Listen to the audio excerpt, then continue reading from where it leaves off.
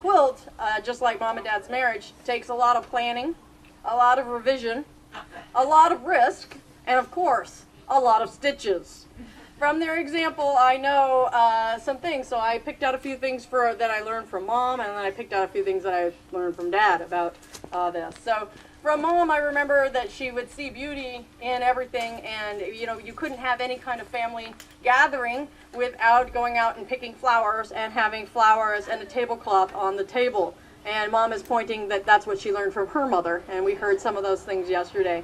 Mom also taught me that if you work hard for something, it tastes better. So if you make the bread homemade, it tastes better. If you dry the fruit, everybody enjoys it more. If you've frozen it and packed the freezer and the fridge and everything with food that you have either canned or preserved, it's always better. And so, and it really is better now, isn't it? It is better, and and we also, we also use the things that we had. So from the trees and the things that we had, or we got stuff from Eastern Washington, a big box of peaches or whatever, and we would can all of that. So I also learned from Mom that history and family history is important. It gives you an idea of where you fit in time and space. And some people have also talked about how Mom would tell us stories about people coming over in the covered wagon, and she would tell us the stories of Meatsy by the on the ranch, and we would hear these stories. And I think without Mom sharing all those stories, I don't think we'd know any of it, right? And so I really appreciate that about Mom. The other thing is that Mom taught me how to save money. Now, Dad, he taught me how to spend money.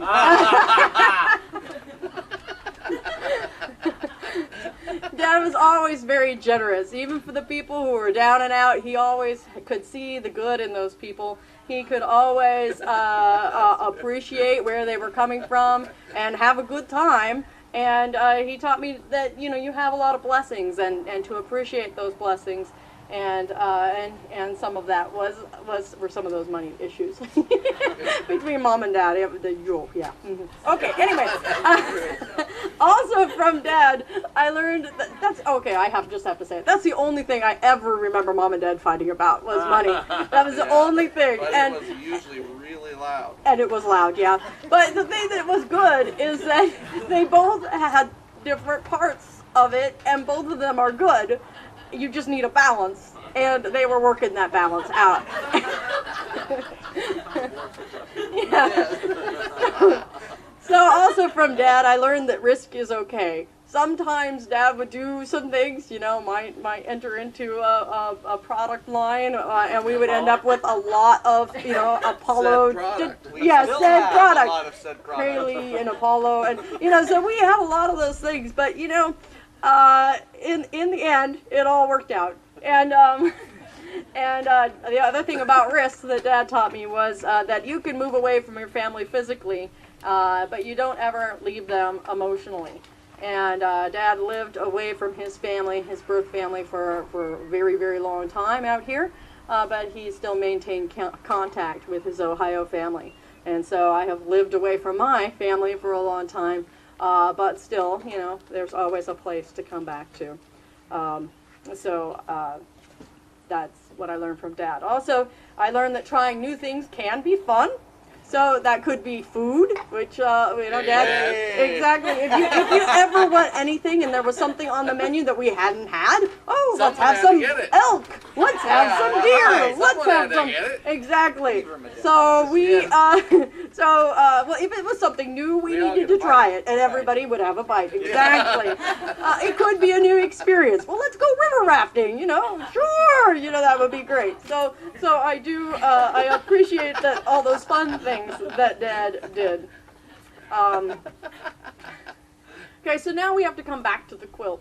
So we've talked about the art, we've talked about the hard work, and we've talked about the love that goes into making the quilt. Now the quilt that is your life is now, shall we say, 50% done, since we're on 50 years. Oh, wow. We won't want to take that 50 as anything else, right? 50%? They're only halfway there. Wow. They got a long ways to go. We followed Grandma's track. Exactly. We might be less than halfway there. 48 and a half. This is anniversary. I know. Oh, okay. We're getting there. Okay. I know. But I'm just saying. I don't want anyone to think they're done with their quilts. Okay.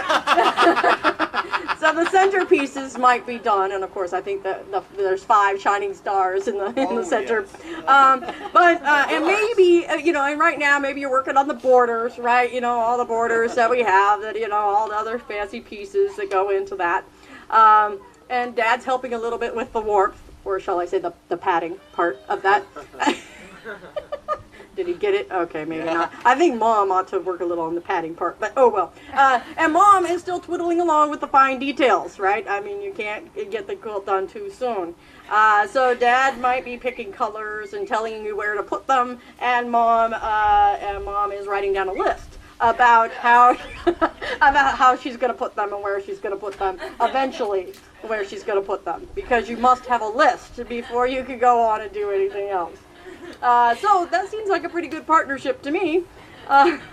So now I also have another prop in my bag here, and that is I bought some quilt pieces back in 2006 because see how long it takes the days to finally get around to doing anything.